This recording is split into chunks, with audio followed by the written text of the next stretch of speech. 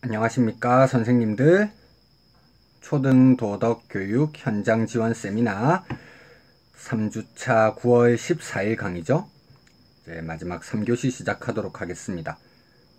저희 조슈아 그린의 이중과정 이론에 대한 비판적 고찰 지난주부터 해서 지금 2주간 살펴보고 있는데요. 종합적으로 마무리할 시간이 온 것 같습니다.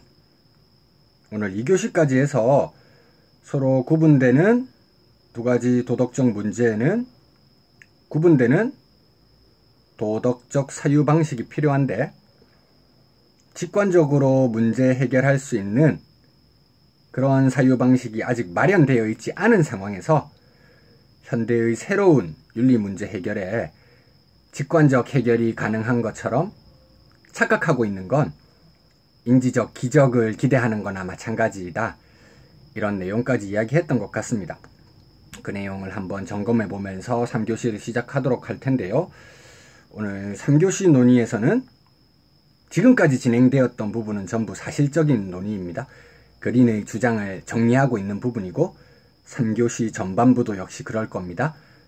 하지만 이후 논의에서는 그 그린의 주장에 있어서 제가 비판적으로 검토하면서 다른 제안을 하는 부분이 있기 때문에 그린의 입장과 그것에 대한 저희 해석과 덧붙이는 제언은 조금 구분해서 생각하시면 좋을 것 같습니다.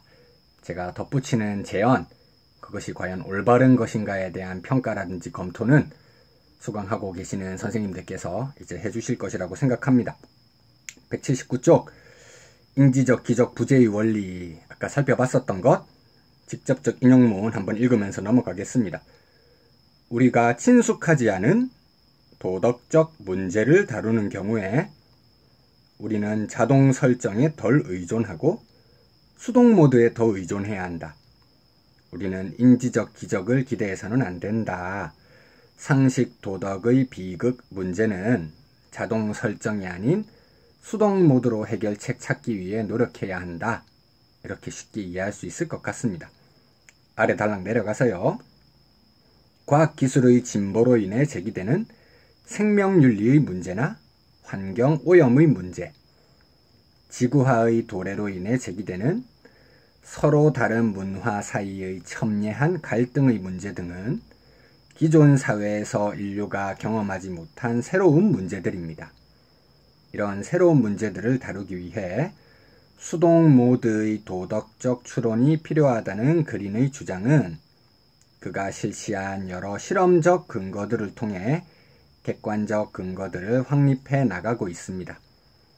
그리고 수동 모드의 추론이 전형적으로 결과주의적 판단의 모습을 보인다는 연구 성과를 기준으로 판단해 볼 때 현대에서 새롭게 발생하는 거시적 윤리 문제들에 대해 결과주의적 관점의 접근이 필요하다는 결론을 도출하는 것에 있어서 그린의 이중과정 이론이 기여하는 바는 매우 크다고 할 수 있을 것 같습니다.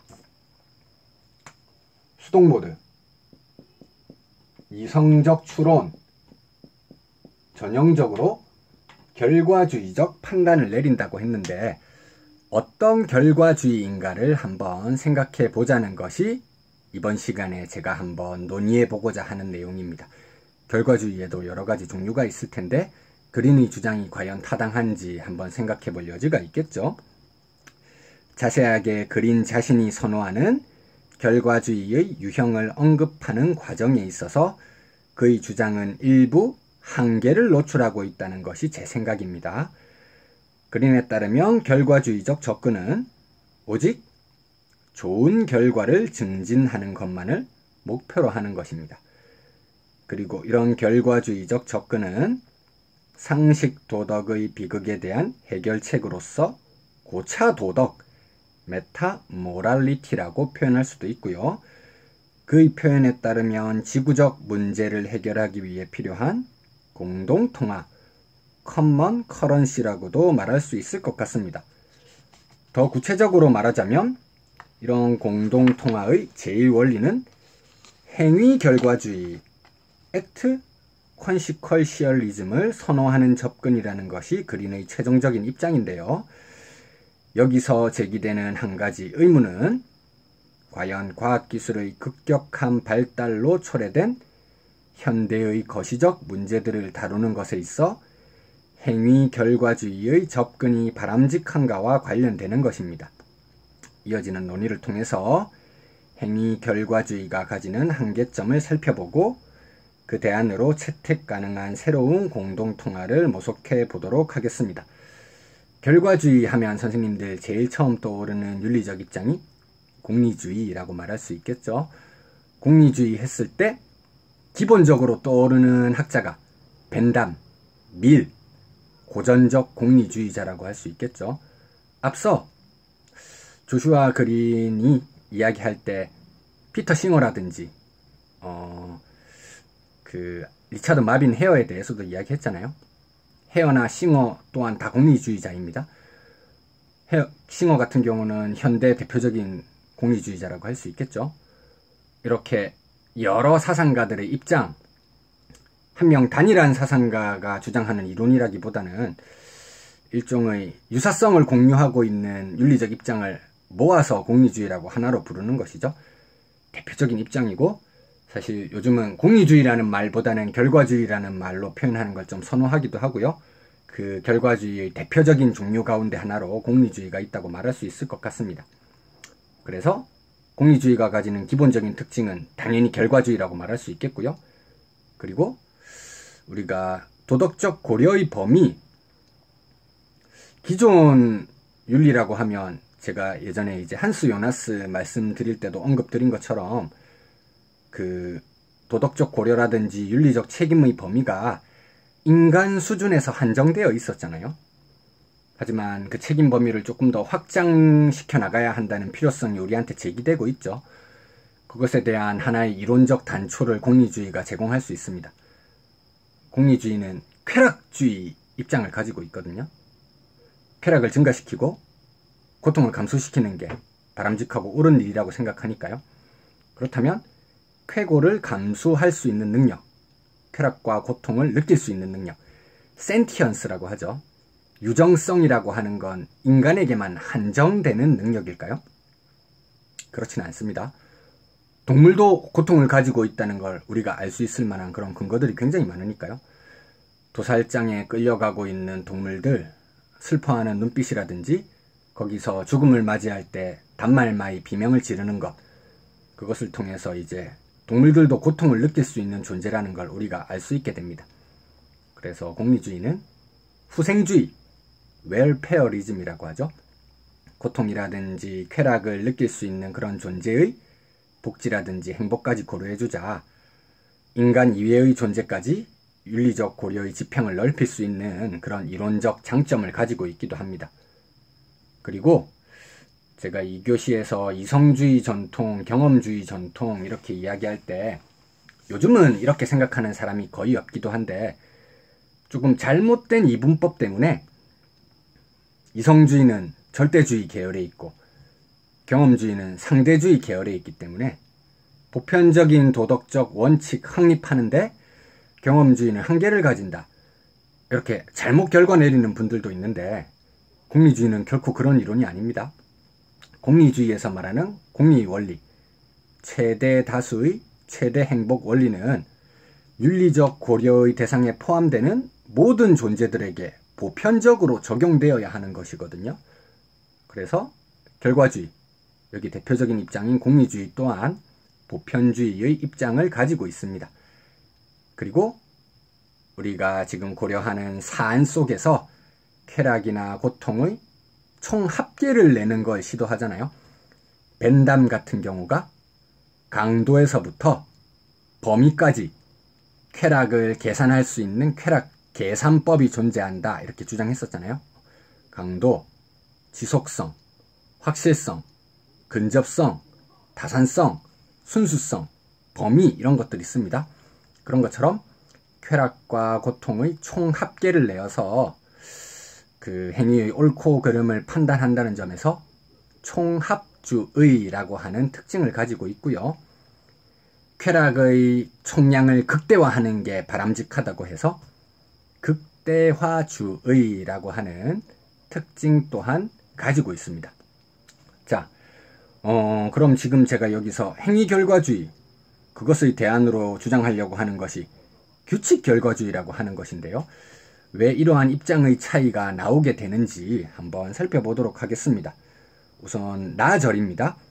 그린의 행위결과주의가 가지는 한계 극복을 위한 새로운 공동통화로서 규칙결과주의적 담론윤리, 규칙결과주의와 담론윤리의 특징을 결합하자는 게 제 논의인데요. 결과주의 직접 인용문 한번 보겠습니다.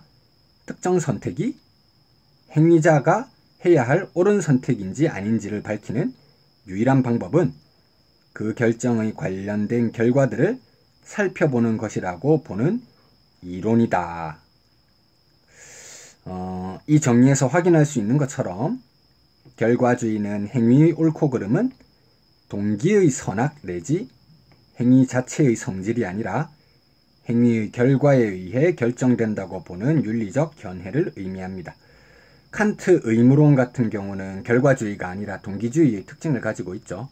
행위의 동기, 그리고 행위 그 자체가 선해야 한다 라고 보는 입장이죠. 선의의 거짓말, 화이트라이가 칸트 입장에서 허용되지 않는 건 선한 동기라고 하더라도 거짓말이라고 하는 행위 자체가 잘못된 행위이기 때문에 인간의 도덕적 의무로서 성립할 수 없다, 이렇게 주장하는 게 의무론의 입장인데요. 결과주의는 동기라든지 행위 자체를 평가하는 게 아니라 행위의 결과를 평가하자는 입장입니다. 결과주의 내에는 조음의 기준이 무엇인지 혹은 결과 계산의 대상이 무엇인지에 따라 다양한 이론들이 포함되어 있는데요. 그중 결과 계산의 대상에 초점을 맞추어 결과주의를 구분해보면 행위 결과주의와 규칙 결과주의로 나눌 수 있을 것 같습니다. 행위 결과주의와 규칙 결과주의로 나눌 수 있습니다. 각각의 입장 한번 생각해 보도록 하겠습니다. 181쪽 행위 결과주의.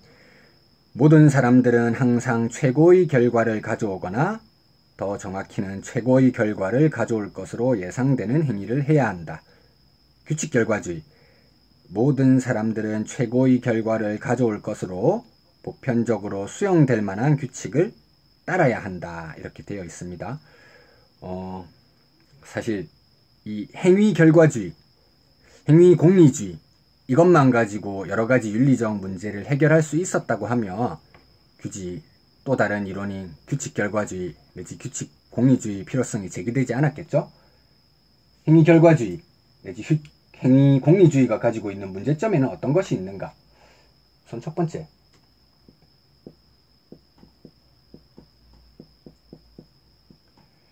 역직관성이라고 하는 문제점이 있습니다. 최대 다수의 최대 행복, 골공리의 원리라고 하는 미명하에 우리의 직관 내지 도덕적 상식으로 비추어 보았을 때 전혀 비도덕적인 행위를 올바른 것으로 정당화할 수 있는 이론적 단점이 존재한다는 것이죠. 가장 대표적으로 제기되는 사례가 고아 살해의 사례라고 할 수 있습니다.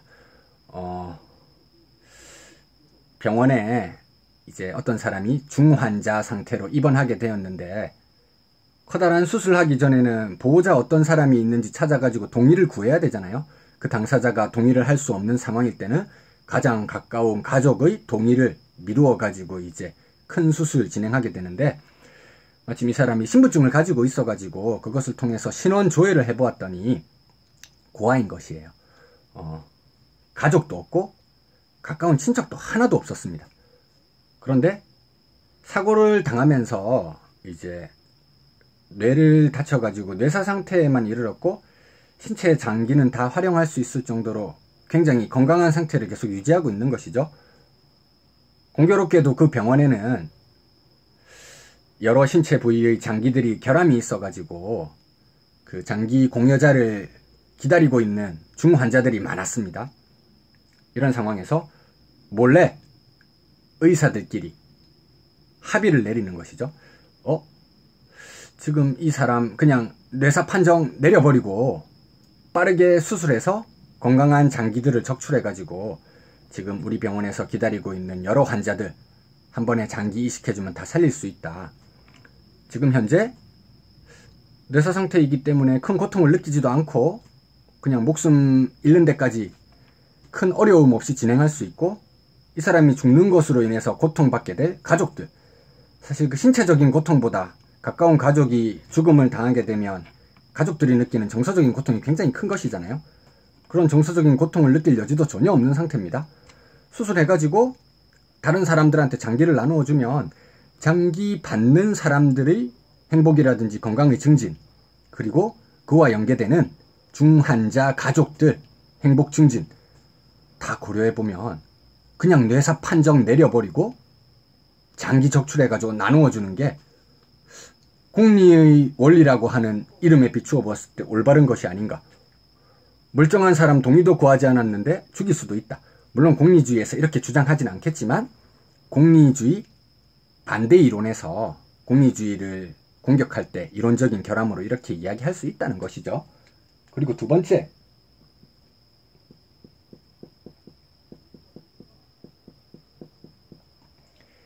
자멸성 논증. 공리주의는 문제가 되는 사안에 있어서 그 행위가 산출하게 될 쾌락과 고통의 총량을 계산하자고 이야기하잖아요. 그런데 현대사회는 굉장히 복잡하고 규모가 커졌습니다. 하나의 일이라고 해도 그 일과 연결되어 있는 일들이 연쇄사슬을 통해서 무궁무진하게 펼쳐져 나갈 것이기 때문에 그 다양한 연쇄사슬에 있어서 일일이 쾌락과 고통의 양을 계산하는 것 자체가 불가능하기도 하고요. 그 계산하는 일 자체가 엄청난 고역이자 고통이 될 수 있다는 것이죠. 행복을 증가시키기 위한 계산을 한다는 그런 전제하에 불가능한 일을 하면서 오히려 고통만 내는 자멸적인 결과를 가져올 수 있다는 겁니다.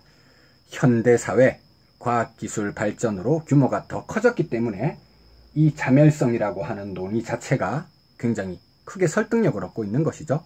그래서 최대 다수의 최대 행복, 공리를 증가시켜 줄 것으로 일반적으로 검증되어 있는 규칙을 따르는 게 더 바람직하다. 예를 들어서 우리가 이부제, 요즘 교통 혼잡 이런 거 막기 위해서 이부제를 하잖아요. 이부제를 해서 사람들이 다 잘 지키면 교통이 원활해질 겁니다. 근데 거기서 얌체 같은 한 사람이 이부제 자기 번호가 아닌데도 몰래 나가면 교통이 원활한 것에 자기가 빠르게 간 행복까지 더해져서 행위공리주의 입장에선 올바른 것이다. 규칙을 어기는 역직관적인데도 올바른 거라고 말할 수 있잖아요. 그렇게 하지 말고 교통법규를 어겼을 때 처벌하자. 처벌하면 일반적으로 사회적인 공리를 산출하니까요. 이런 식으로 가자는 겁니다. 그게 훨씬 더 간명하게 올바른 결과에 대해서 측정할 수 있는 방법이라는 것이죠. 자, 이러한 논의들 주로 이야기하고 있는 것이 규칙 결과주의까지 직접적으로 인용했던 아래 두 단락이고요. 그래서 이 논의 부분은 생략하고 마지막 단락만 한번 읽어보도록 하겠습니다. 이상의 논의를 그린이 제시한 상식 도덕의 비극 문제에 적용해보면 어떤 결과주의가 보다 타당한 접근법인지 수월하게 대답할 수 있을 것 같습니다. 그린은 제일 원리로 행위결과주의 하는 게 옳다고 보는데, 사실 상식 도덕의 비극 문제는 인류가 지금까지 경험해보지 못한 새로운 문제들이고 대부분 전 지구적 내지 거시적 규모에서 일어나는 현상들입니다. 이런 거시적 윤리 문제들에 대해 개별적인 행위 각각의 결과를 계산하고 비교한다는 것은 실질적으로 불가능한 일입니다. 만약 그것이 가능하다고 가정한다 하더라도 개별 행위 모두를 계산하는 것에 소비되는 시간이나 노력이 오히려 자멸적 결과를 초래하는 자기 모순에 빠질 위험이 큽니다.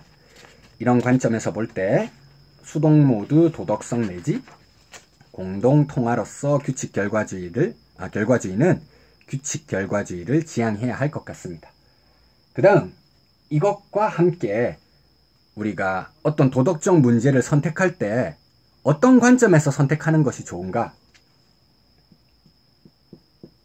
1인칭의 관점이 좋으냐?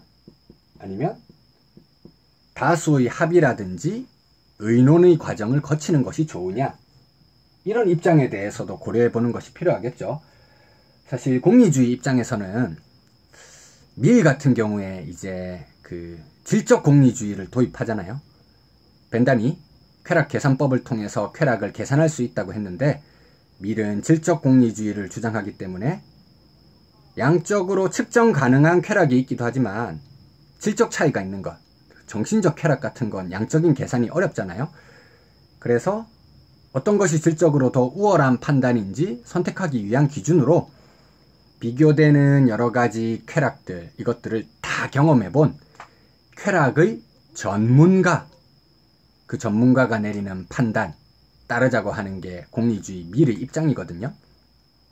물론 개인적인 이익 이런 차원에 휘말리는 것이 아니라 다양한 차원의 장단점에 대해서 잘 알고 있는 전문가가 가장 공평한, 공평무사한 관점에서 1인칭으로 판단 내리는 것이 합당하다, 이렇게 주장하는 사람들이 있기도 한데, 인간은 기본적으로 신과 같이 완전한 존재가 아니라 불완전한 존재이죠.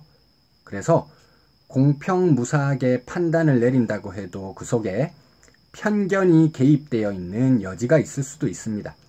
그래서 저는 개인적인 공평무사한 판단이라고 할지라도 거기에 일부 더해질 수 있는 결함을 고려해 볼 때 관계되는 여러 사람들이 수동 모드를 발휘하는 능동적인 토론을 통해서 새로운 문제 해결 방안을 찾는 것이 바람직하지 않을까, 이렇게 생각한 것이 저희 입장입니다.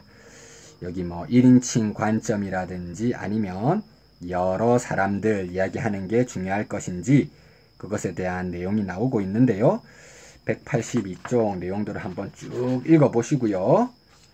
183쪽 첫 번째 단락도 1인칭 문제, 그리고 여러 사람들이 이야기하는 담론윤리의 문제, 둘 중에 비교해 보았을 때 장점이 더 무엇이 있을지 제가 한번 논의해 본 내용입니다. 그린의 주장이 아니라 제 생각이기 때문에 이 부분은 선생님들께서 가볍게 읽어보시면 좋지 않을까 생각해서 생략을 한 것이고요. 결론적인 내용만 한번 살펴보도록 하겠습니다. 183쪽 두 번째 단락입니다. 지금까지 살펴본 여러 논의와 그린이 제시한 상식 도덕의 비극 문제를 종합적으로 고려해 볼 때 수동 모드의 도덕성 내지 새로운 공동통화로서 도덕적 관점은 1인칭이 아니라 지구 공동체 구성원 간의 다수, 담론의 관점으로 보는 것이 좋겠다. 결과주의 중에 규칙 결과주의, 거기에 혼자서 규칙 수립할 수 있는 것이 아니기 때문에 담론윤리의 장점을 결합하는 것이 좋겠다. 저는 이렇게 주장하고 있는 것이죠. 상식 도덕의 비극 문제는 전 지구적 범위에서 거시적으로 일어나는 대규모의 것들이므로 행위 결과주의가 가진 1인칭 사유로 그 해결책의 타당성을 획득하기는 어렵습니다. 따라서 새로운 도덕 문제 해결에는 전 지구적 의사소통 공동체의 담론윤리적 관점이 바람직할 것 같습니다. 그리고 실제로 1인칭 사유의 한계를 극복하고 담론의 참여자들이 모두 공동으로 노력하는 과정 속에서 여러 가지 실천 윤리들의 타당성이, 실천 규칙들의 타당성이 검토될 수 있을 것 같습니다. 그린 입장에서 보자면 제가 주장하고 있는 내용은 수동 모드의 복수하다.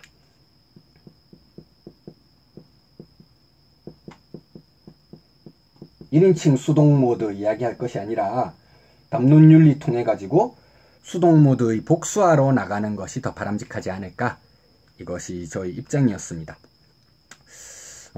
조금 긴 시간 동안 조슈아 그린에 대해서 함께 살펴보았었고요. 이제 4주차는 공식적으로 추석 연휴이기 때문에 선생님들 편안하게 가족들과 풍요로운 시간 보내시는 것으로 이렇게 하시면 될 것 같고요. 저희가 이제 5주차, 6주차에서 본격적으로 주교제 1, 뇌신경과학과 도덕교육에 대한 내용에 들어가게 될 것입니다.